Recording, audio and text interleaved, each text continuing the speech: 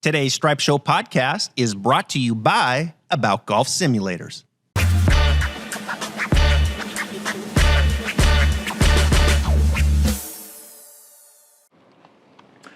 All right, so welcome in to my studio here, special one here today, Stripe Show podcast. It's an Instruction Wednesday. That's the day we're going to be airing this. And joining me, one of the all-time greats in our industry, David Leadbetter. Thank you, Travis. Thank you, sir, for being here. This is cool. It's a dream come true for me to have a studio like this. Being a teacher, full time for the last 23 years. When I was getting into the business, there were a couple names that were doing it full time. Like teaching was just kind of a part-time gig for an assistant pro. But there were a couple guys that were doing it full time. Butch Harmon was one of them. Jim McLean was another. And of course, yourself was doing it full time. How long have you been doing this? And thank you for being here. I'm going to really date myself here. So I turned pro when I was 18. Wow. Okay, so I sort of went to college, I think for about 3 months, and figured I wasn't going to cut it. So anyway, accountancy wasn't for me. So anyway, I got a job. I was born in England, but I grew up in Africa, so I spent a lot of time in Southern Africa, Rhodesia, or Zimbabwe as it is now. So I went sort of the British route where something like an Ian Poulter, you become an assistant. I was a 2 handicap when I turned pro and worked on my game, et cetera, et cetera. And, so I was pretty much teaching from a young age. So I suppose over 50 years now I've taught, so not quite going back to Hickory, but we're sort of, going back in that direction. Nick Faldo, Ernie Els, Michelle Wee. I mean, those are just the Nick Price. Nick Price. Look, I've had the good fortune to work with. It's like a jockey, right? If they've got a good horse, that makes the jockey look really good too. So I've had some really good horses. Seri Park. I worked with her for a few years, and so it's been a fun ride. But I mean, I think as you do, I think all teachers do, you get a kick out of helping people, no matter what their level of play is.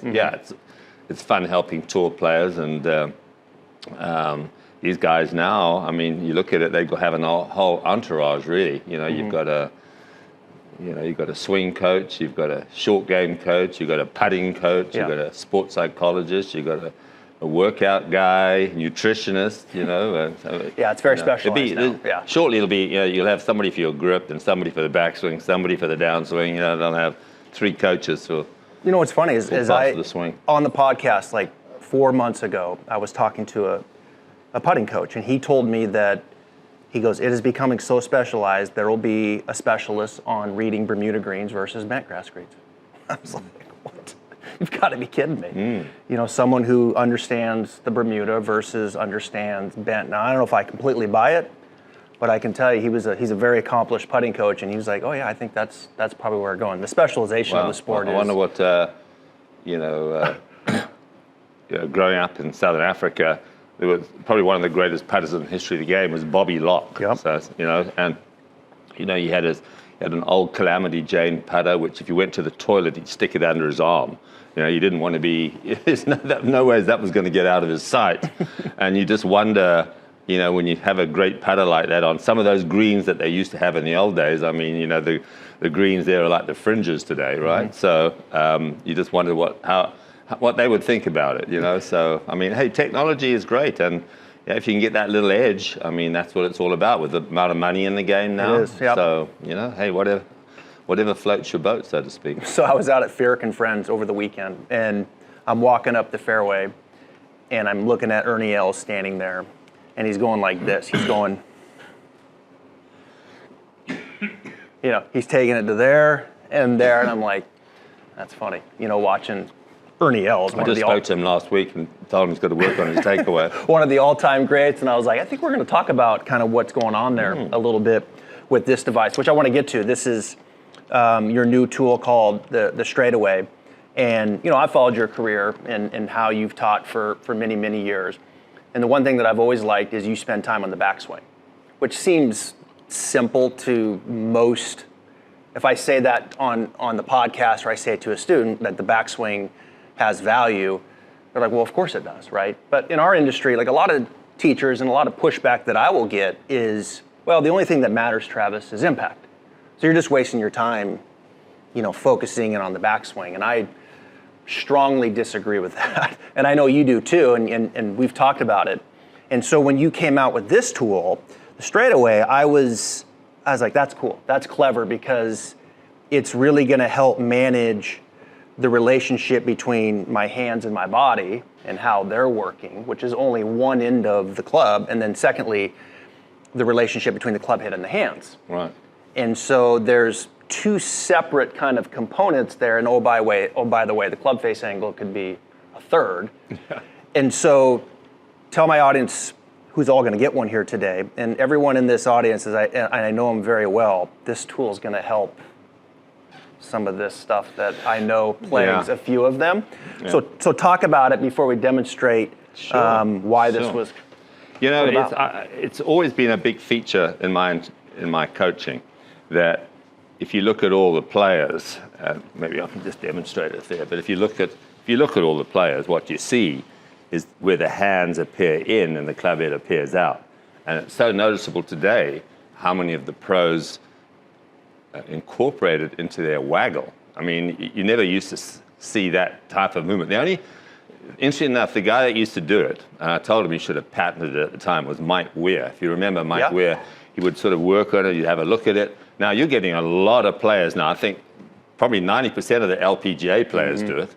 And a lot of players do it on the regular tour now. Sam Burns, Justin Thomas, and there's a lot of players that actually Ludwig Aberg, this new young Swedish star. I mean, so it's like a rehearsal to start with. So the start, let me ask you this: what's the most important move in the swing? Would you say? Anybody out there? Huh? No, well, he's been listening, isn't he? At least you're not asleep. It's a good student right there. Good student right there. Yeah, to me, Arnold Palmer said it. He said, the most important move in the swing is the first 2 feet.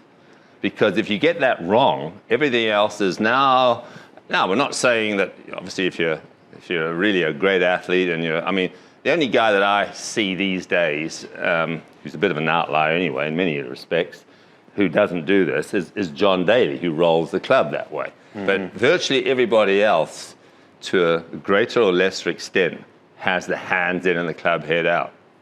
Now, what we've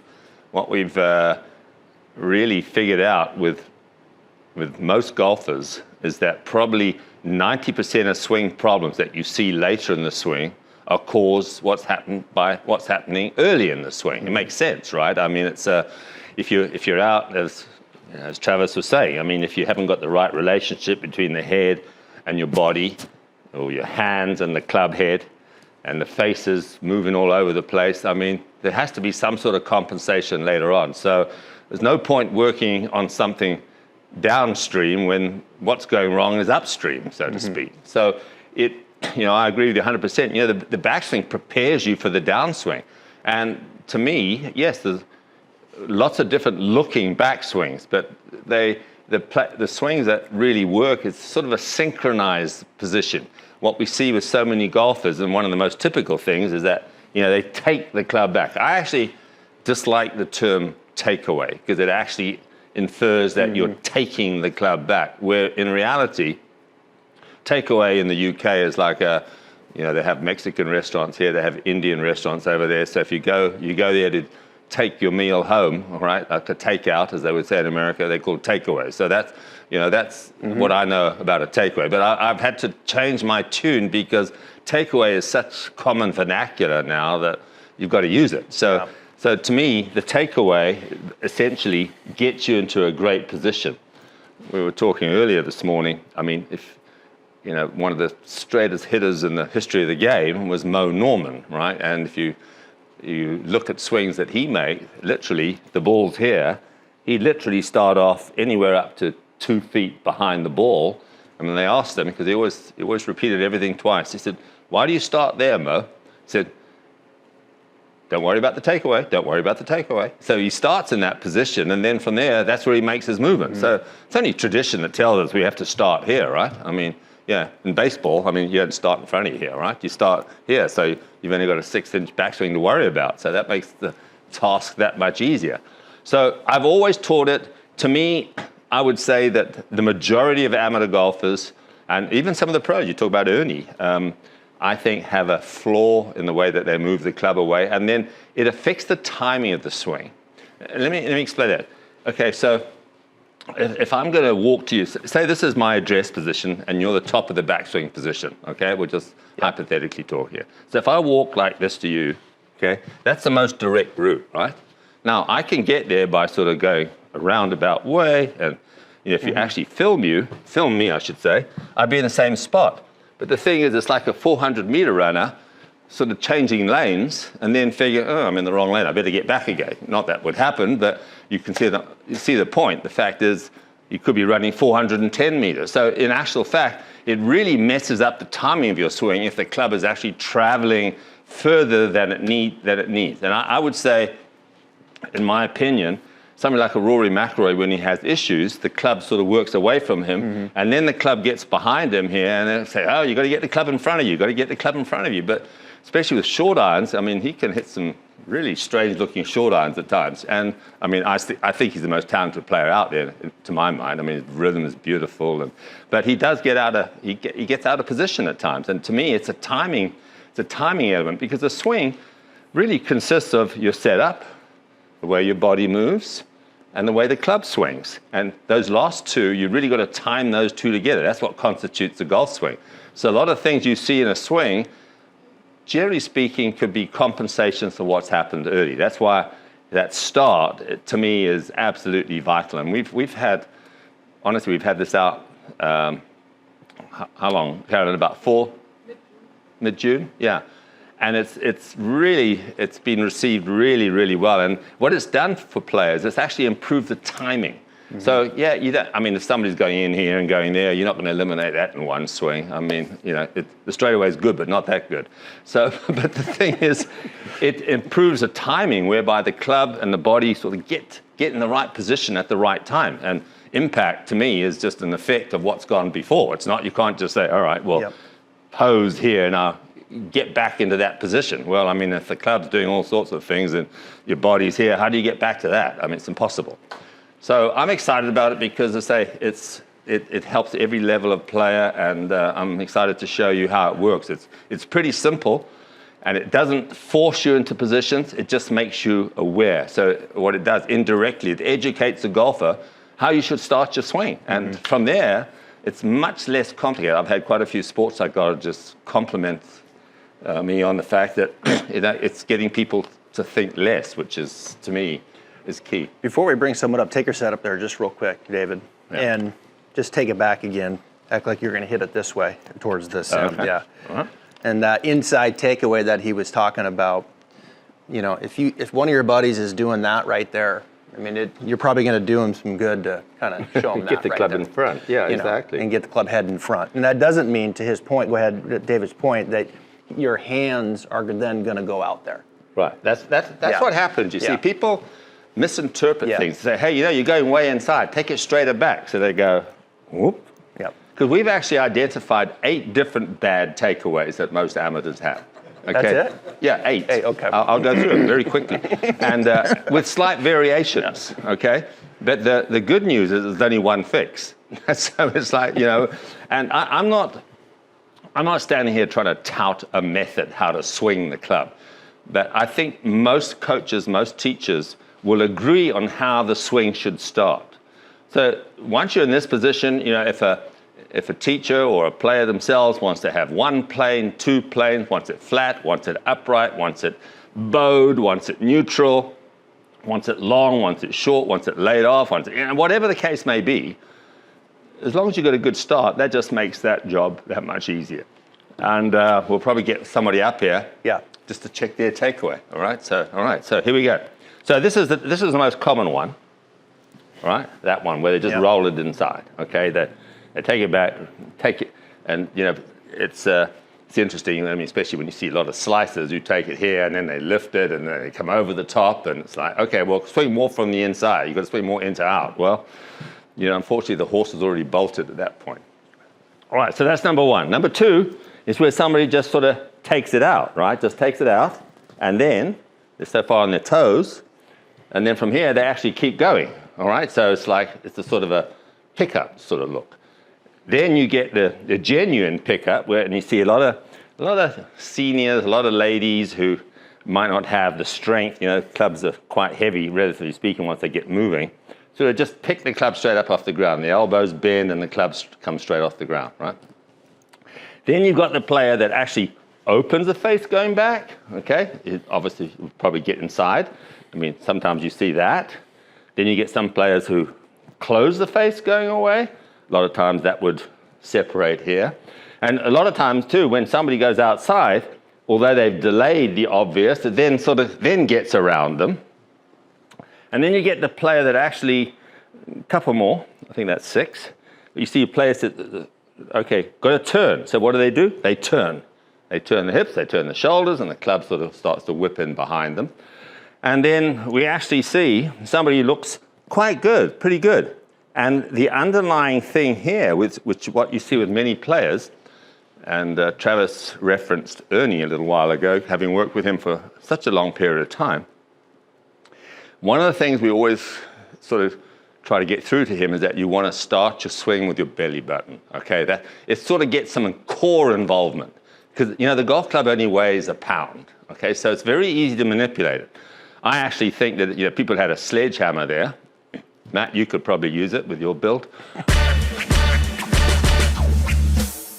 HackMotion is an innovative wrist analysis sensor and app that measures players' wrist and hand movement in the golf swing. With audio feedback and different drill modes, it offers the capability to improve players' wrist mechanics in the golf swing to provide a better club face control and impact position. HackMotion can be used for both full swing and putting to cover all golf shots. HackMotion is used by some of the top golf coaches today around the world. Visit hackmotion.com. But the heaviness of it, it actually makes you move. You see now, watch here. Let's take this little medicine ball here. Now this weighs, 3 kilos nearly. But because of the weight of it, you can see as I make my movement here, it's as if this is actually moving. You can see that. So watch my core. See, I'm not actually trying to move my arms. I'm actually just trying to move my core. So when I move my core, you can see this movement, the takeaway, and it's a very short movement, by the way. It's not like you've got to, you obviously hear a lot about extension, get extended, So what does that connotate? Well, your hands and arms are moving independently. As I do this, to say it's a pretty short movement. And you can see it's almost like, which is replicated almost this side. So you've got this little nice, this is like a left-hander's version, right? So as you make, which by the way, this straightaway works for both people, both types of players, right or left-handed. And so that movement is so important to sort of get the club moving. And that's to me where you incorporate a little bit of body, and you can see, look, I can move my belly button here, which is my core, which is almost moving sort of like this. Do my hips move? Yeah, they'll move a little bit, but I'm not actually thinking, okay, one of Greg Norman's big thoughts over the years was, okay, get your right hip pocket turned behind you. Well, now, that's okay, but if you just get your right hip pocket moving straight away, you can see what the club is doing. So it's really interesting how, the start, if people can actually understand, it doesn't take a whole lot of emphasis here. It's pretty simple. There's a couple of simple steps you just follow. Before you know it, you can develop this right movement. And say this, and we'll get into the straightaway in a minute, it's like it clips on.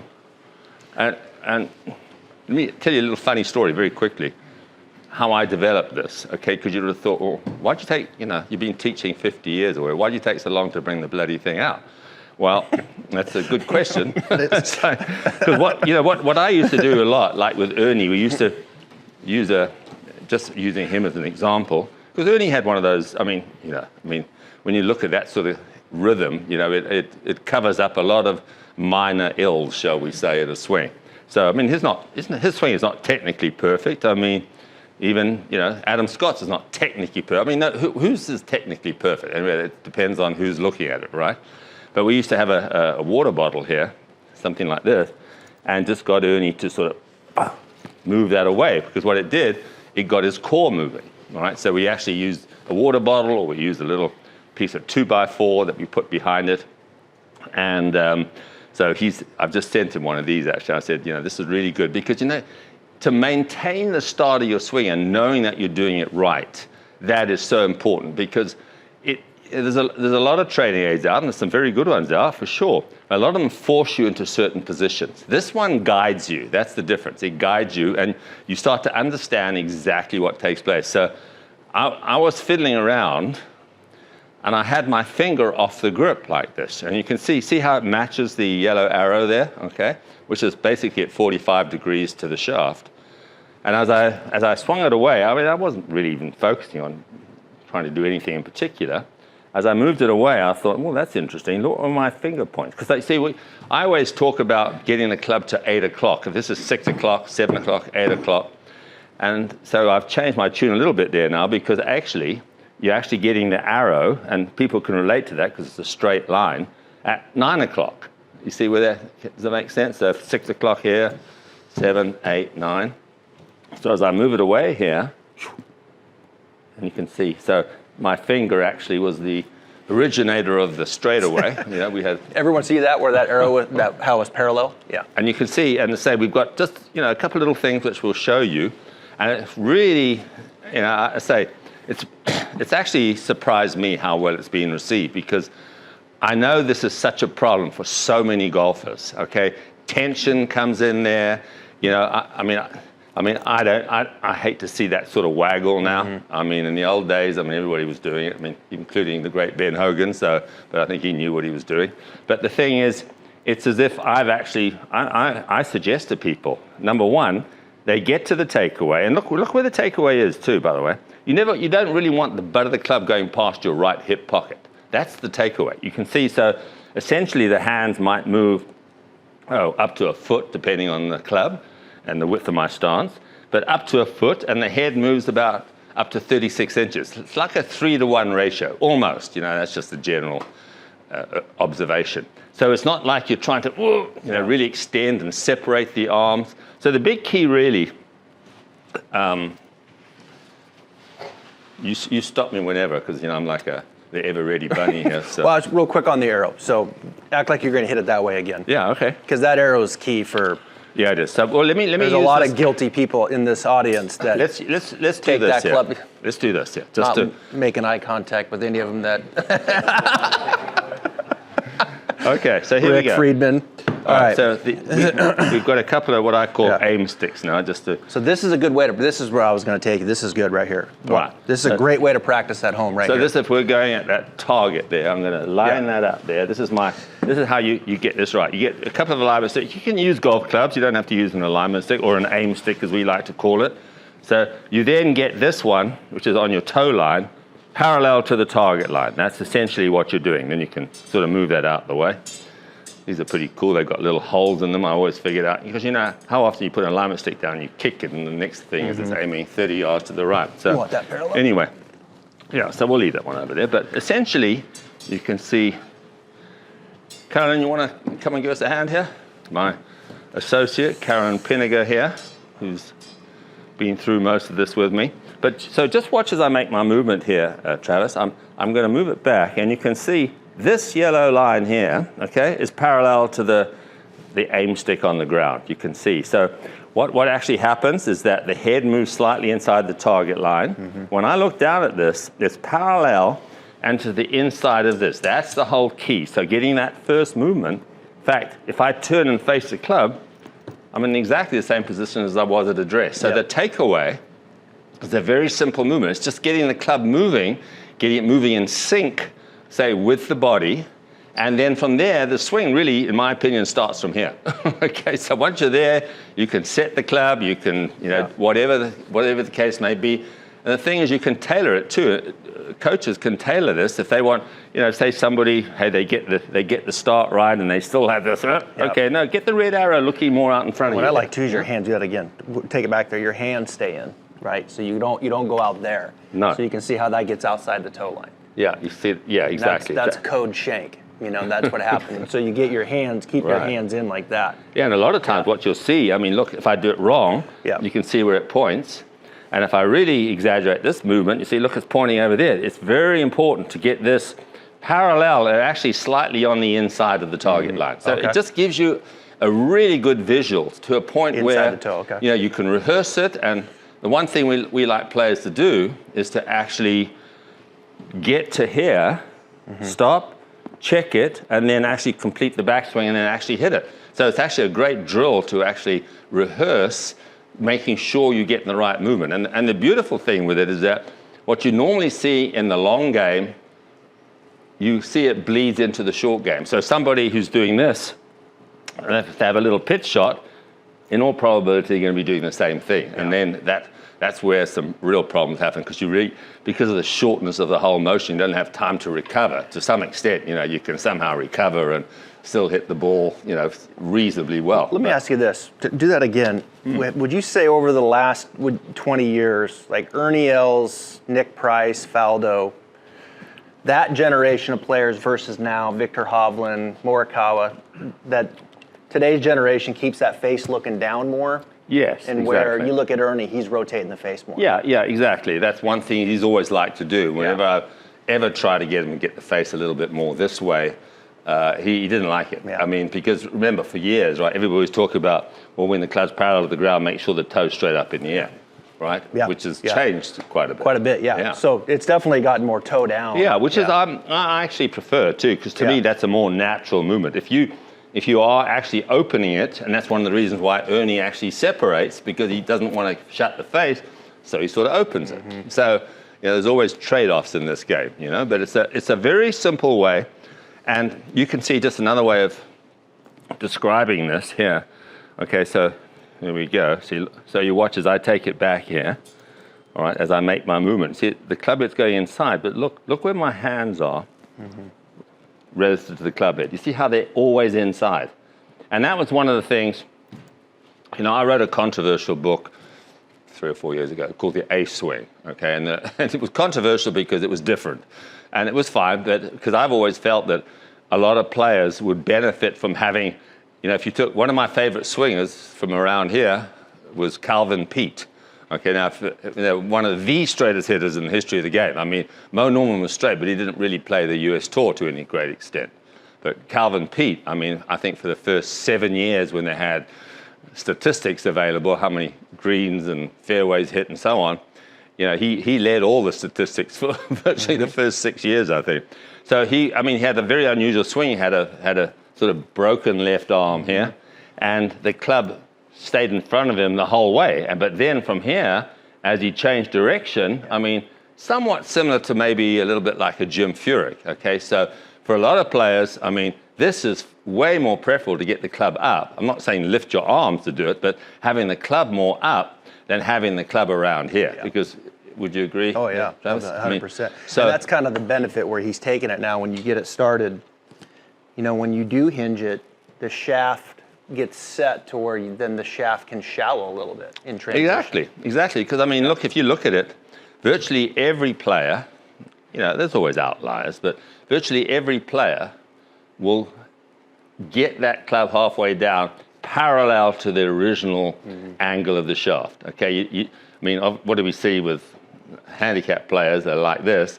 Now you do see the odd player who gets this way, and then they'll compensate and somehow, so their body motion, they lose a little bit of what the body motion should be probably looking like, but it's all an effect. They know they've got to get the club shallower, so they find a way to do it. Most golfers, they just keep going. That's why they swipe across it. Yeah. So it's really interesting, and the interesting thing here. Okay, so this is a little training we have called a boomerang. It's actually the reason why it's called a boomerang, not that it literally comes back to you, but it does if if it falls out, you just pick it out and put it under your arm again. So very simple. That would be something if it came back to you. That's right. But the thing is, I like the feeling of the belly button, and also keeping the left arm pretty connected or linked to your chest, because any separation here as I say, if you look, essentially, you watch Rory sometimes in slow motion, how the hands sort of go out and, drop back in. Yeah. But as accomplished as he is, he can certainly, obviously, offset that. But to me, once you're here, it's like, for a lot of people, they say, is that where the club head should be? Surely that's, no, it's going inside too much. Surely I want to be straighter back. No, the swing is not a straight line. We're working, like a hula hoop, in a circular fashion, right? So it's got to, it might appear to go straight back for the first few inches, but then, no, it should be going inside. And the fact is, just think of it this way. You've got a little circle that the hands swing on, and a big circle that the club head swings on, and that little circle is sort of staying inside the big circle to start with. So in the actual fact, this appears to be coming in. I've always talked about a lot of players trying to feel almost the butt of the club hitting themselves on the right leg here. And that feeling, even exaggeratedly so, but where the club head is outside the hand. So from there, you can set the club and essentially, the great thing about it is that once you're here, you can almost let your body take over. You can actually complete the pivot motion here, start to move into it, start to rotate. So you're putting more emphasis on the bigger muscles actually working the smaller muscles. And so, when people do everything with their hands and their arms, that's where all the inconsistency lies. I would say, and I see a lot of new students, 75% of the time I'm getting them organized going back. And then from there, then it's like, okay, now let's go find it. And then if they need help with that, then we start working on that. Right. But it's amazing how things clean up, when you get the backswing. I'll tell you a quick story about Calvin. When I very first moved to Florida, I worked with Calvin for 5 years and spent a lot of time with him. Just a gem of a guy. And we did a lot of golf schools together. He liked working with me and I liked working with him. Do you remember Calvin, Blake, when I was working with him at the World Golf Village? Yeah. Do you remember that? Yeah. And Rick, you might have been down there too, yeah. And so we would do schools together, and he would do a lot of the short game stuff and the driving. He could hit it. He could point there and hit it there. It was insane. And so we would come time to do bunkers, and I would say, Calvin, you want to do bunkers today? And he's like, no. I'm not. Every time he didn't want to do bunkers. So I would have to get in, talk about the bunker technique. And finally at lunch, I asked him one, this was like 20 times, he would never do bunkers. And I said, Calvin, why don't you ever want to teach greenside bunker? He says, Travis, I'm a terrible bunker player. Terrible.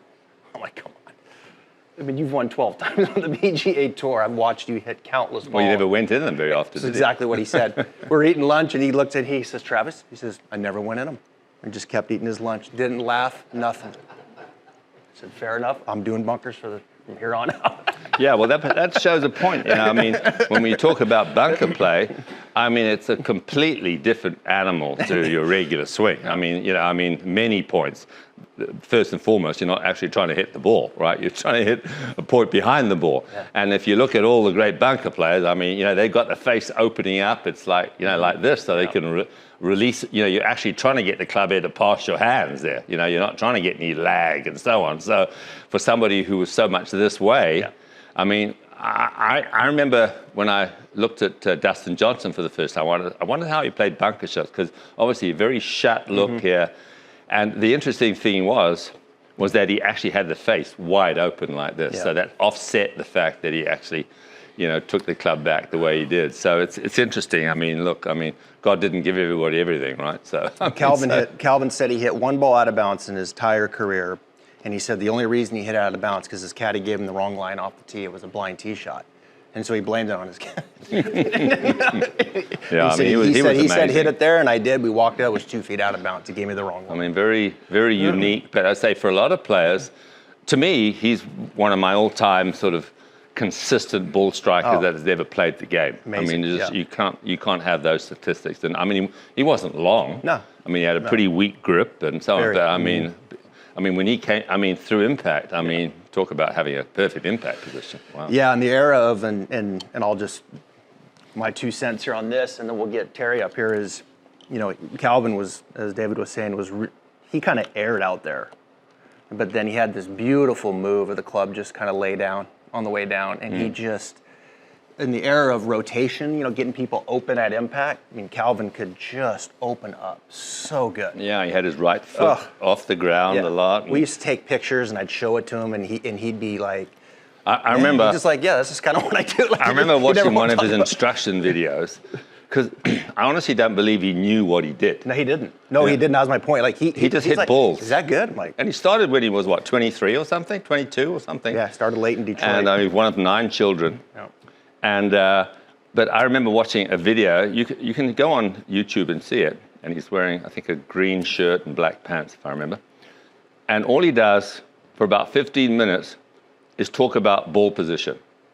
Okay, yeah, ball position is really important. I've got to watch my ball position. And it's like, okay, is there anything else?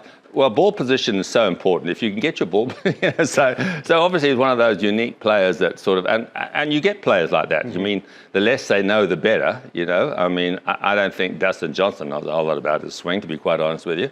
I mean, he has that, he has Trackman out there, nice little orange box there, but I don't think there's any workings in it. I think it's just an empty shell. Yeah. And so, he actually does it, I think, more for yardages than anything else. He just looks at the carry, that's all. Yeah, that's what he does. So, and, when players are like that, I mean, you go back in the day, a similar player, going back an era or so, was like Sandy Lyle. He had absolutely no clue about his swing. Zero. It was like, and... I mean, he was.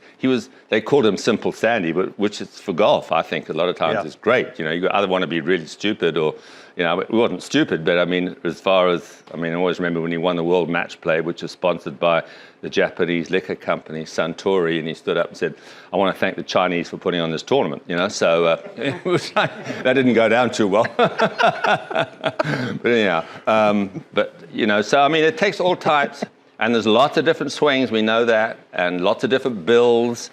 And to me, the key element in a swing that really works and repeats is how it synchronizes. I use the word synchronization a lot, trying to synchronize the arm swing with the body rotation. Yep. And how you do that, somebody like John Ram, I mean, he's got a very weak grip. I mean, he stands open. His club does sort of work away from him, but the swing is so short and compact that he doesn't have chance. I mean, I would say you would never heard of John Ram if, as a teacher, tried to get him to do from when he was about 13 or 14, so his dad informed me, try to swing it longer. And because I think he would have been all out of sync completely. The fact that he's got this short, compact swing and just, I mean, he's like a bull, isn't he, the way he moves, you know? So and the way he's built, I should say. So anyway, Karen, you want to come up here and can I just get this, Karen, I want to hit a couple of shots here. Yep. You want this one or? Where's your club? Okay. You got yours. Okay. So I just want to go through it just very briefly. And then what I'm going to ask who's coming up here, who's volunteering? Terry. You're being volunteered, Terry? It's amazing, honestly, the changes that people make without sort of really thinking about the changes. Because if you need to simplify it.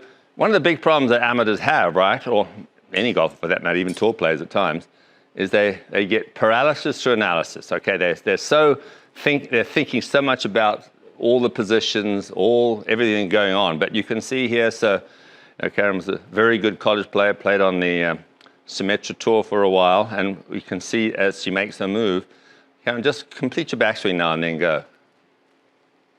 I mean, you felt this has helped you from a simplification standpoint, right? Absolutely, yes, it has. Yeah. Yeah, it just makes it really simple to take the club away, and as you said, it doesn't make you think very much because you just have to. It's kind of in your line of sight anyway. Taking the club back, and you can really check whether you're correct here. Yeah. And then I also like to focus on this little red arrow in my transition, for that to not then go point behind me, right? But for it actually to stay in front of you, in front of me, right, as my club transitions, right. And it does make it quite upright, if you will. But it just really kind of balances the club up, and all you have to do is rotate your shoulders and complete your backswing. Yeah, I've always been a big believer of the club. There he is, there now. There we go. But anyway, on getting the club a little steeper going back and a little shallower coming down. I just think it's a more natural. If I grip the club with 2 fingers and a thumb and just swing it, you can see how the club gets up. And then as I make my movement forward, the club actually shallows. So it lies down, as we term it. Because I say the big issue that we see with so many golfers is the fact that, this thing, I'll tell you a perfect example, actually, who's improved his swing over the years, because remember, the golf ball doesn't know how old you are. If your technique gets better, you can still play some really good golf. One of the players that's, who I've known for a long time is Bernard Langer, who I think is just a marvel. The fact that he's playing the way he does at his age and the intensity that he puts into the game. And Bernhard I remember watching him at Augusta one time. I was sitting with Hank Hayden, he says, and we were talking about the fact that he needs to reverse his planes, because he used to get it flat going this way and then really steep coming here, but then he would jump up off it, and so he'd had this sort of compensation going. So he's actually reduced that tremendously over the years, and I'm sure that's helped him a lot as far as his longevity is concerned. All right, so Karen, just hit a couple. There we go. We just, okay. Right, just hit a couple starting from that takeaway spot. Then I mean, it's really simple, folks. Actually, before you go ahead there, Karen, sorry. So it clips on. It's got these two little bolts. Okay, you put RH up, RH standing for right-handed, and I'll just take it off and then put it back on again. So here it is. It's that little magic gadget, as we like to call it. So it slips on like so. All right, we'll get on in a second here. Okay, there we go. Slide it up. Keep it right beneath the grip. Okay, right beneath the grip here. You tighten these bolts here. And basically, it's secure. Don't have to sort of overdo the tightening of the bolts. It fits in there. It's got a little cushion sheath inside the shaft there, so it doesn't vibrate. And there she goes. That's all there is to it. So, right, go ahead. And the thing is, you can make practice swings with it. You can hit balls with it. Right, you want to hit one from there?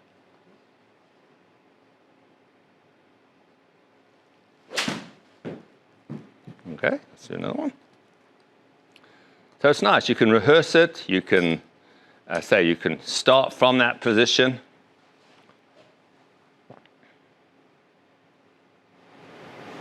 I like to always do a couple of waggles to just kind of visualize it. And then Has she ever played golf before? Oh, yeah. All right, so the other thing is which is just little drills where, Karen, okay, I want you to move it back, keep your eyes closed. There you go. And then, keeping your eyes closed, Hit the ball with your eyes closed. No. You don't have to hit the ball. But it's just a way of being able to ascertain, okay, that what you're feeling and what you're doing are one and the same. Say, where is that now? And just by rehearsing this, literally, I tell people, look, practice this 5 minutes 3 or 4 times a week at home. You don't need to even go out and hit balls with it. But you get that start right, it's like that's so different. I mean, Karen was definitely one of these players that sort of got the club inside behind her hands very quickly, which is, pretty typical. Okay, right, now just rehearse that again once more. All right, now start from the normal position and go ahead and hit it. So it's really pretty simple. The fact is, if you actually got somebody just to do a little pivot drill, for instance, to say, because this is how the swing should look and feel, where you wind up into your right side, the weight pressures in the right heel, start to move forward there, and then you start to unwind. All of a sudden, if you learn to get your body moving in that fashion, and we suggest people do a little pivot drill here and there just to sort of get the feeling of what the body's doing, and then apply this movement, I won't say it's game over, but I tell you, it makes this game a heck of a lot easier. All right, so I think we've had enough of you, Karen. Thank you.